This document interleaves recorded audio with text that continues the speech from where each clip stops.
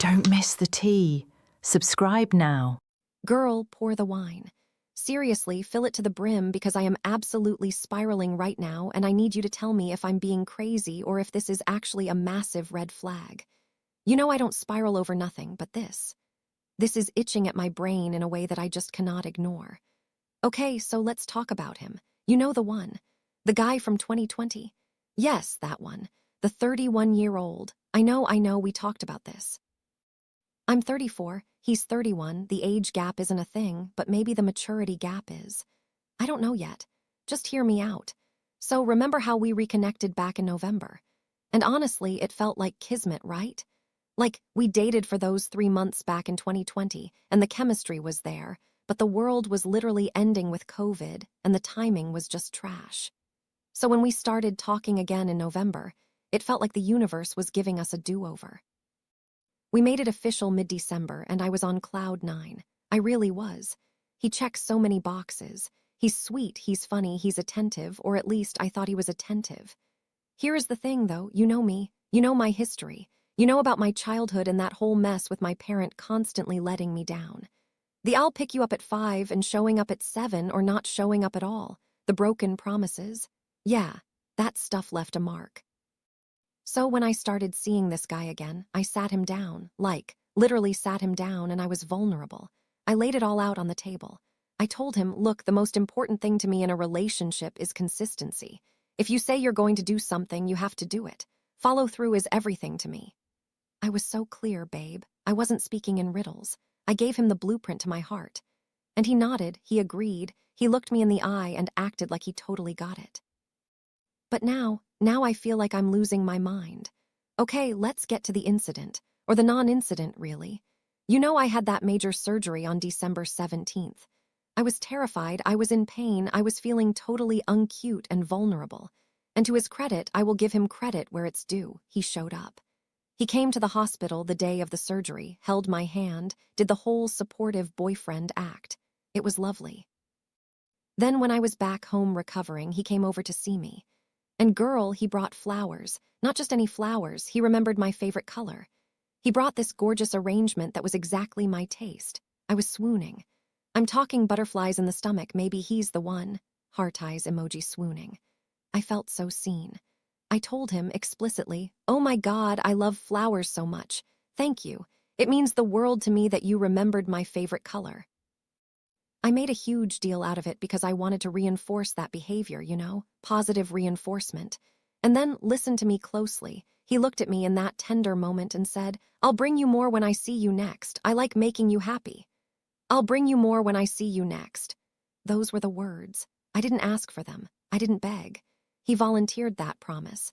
He set that expectation all on his own. He wanted to be the hero, the romantic guy who floods his recovering girlfriend's house with bouquets. And I believed him. Why wouldn't I? He had just delivered the first batch. But then... So fast forward about a week from the surgery. He had promised voluntarily to bring more flowers. I'm still recovering, still feeling a bit fragile, and I'm excited to see him. And in the back of my mind, I'm thinking, he's going to bring flowers again, how sweet. I was actually looking forward to it. It's the romance, right? It's the gesture. He shows up. I open the door, empty hands, nothing, no flowers, no oops, I forgot. Just nothing. Now pause, I didn't say anything. I'm not a monster.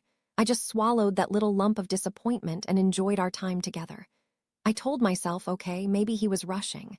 Maybe the florist was closed. Maybe he meant next time in a general sense, not literally the very next visit. I let it slide. I gave him grace. But girl, it has been 3 weeks since the surgery now. 3 weeks. I have seen him 3 separate times since that first visit. 3 opportunities. 3 dates. And do you know how many flowers have walked through my door? 0, zilch, nada, and the worst part, he said it twice. At some point in our texting or chatting, he reiterated that he wanted to get me flowers again. He keeps saying things that sound so good in the moment. He says the things he thinks I want to hear. He paints this picture of himself as this thoughtful, consistent, romantic guy. But then, when it comes time to actually perform the action, he flops. He totally flops. And I know what you're thinking. I can hear you thinking it right now. You're thinking, girl, it's just flowers, don't be materialistic. He visited you in the hospital. But you have to understand, it is not about the damn flowers. I can buy my own flowers. I can buy a whole botanical garden if I want to. It is about the words coming out of his mouth not matching the actions of his body. It's the lack of integrity in the small things. If you can't keep a promise about a bouquet of daisies when you're trying to impress me in the first month of dating, what are you going to do when we have real problems? What happens when you say, "I'll pay the electric bill," or "I'll pick up the kids"? It feels like he falls into this pattern, and I'm already seeing a pattern only 1 month in. Where he gets the dopamine hit of making the promise, he gets the "aw, you're so sweet" reaction from me when he says it, but then he doesn't feel the need to actually follow through because he already got the validation. It's lazy. It's emotionally lazy, and it is triggering me so bad. I'm sitting here, literally agonizing over this because I feel like that little girl again waiting for my parent to show up, staring out the window, and they never came. I promised myself, I literally swore an oath to myself, that I would never, ever be with a partner who made me feel like that. I refuse to be with someone who disappoints me on the regular. I refuse to be the woman who has to nag a man to do the things he said he would do. But I am torn, because aside from this, he's been great. He meets my needs in other ways, we have fun. The connection is there, so I'm fighting with myself. Part of me is screaming, "Run, he's a flake, it starts with flowers and ends with a midlife crisis." And the other part of me is whispering, "You are being a psycho, it's been 4 weeks. He visited you in the hospital. Cut the man some slack." Am I asking too much? Am I being too high maintenance? I feel like if I bring it up, I'm going to sound insane. Imagine me saying, "Hey, remember 3 weeks ago when you said you'd bring flowers?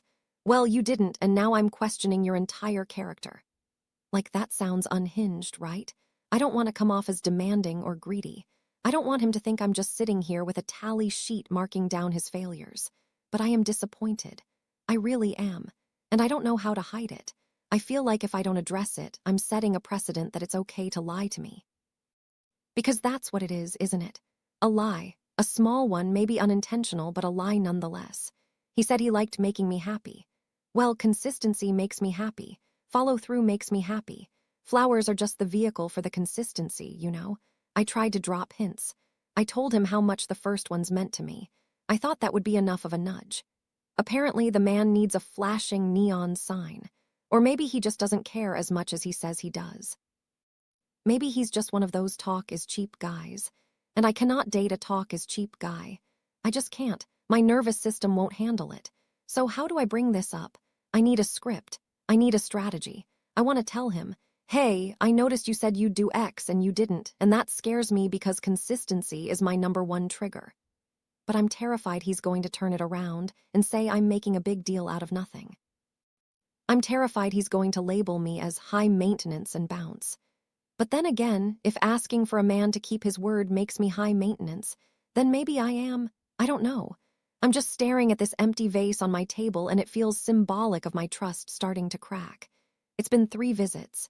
He walked past a grocery store, a gas station, a florist. He had to. He drove here. It's the lack of thought.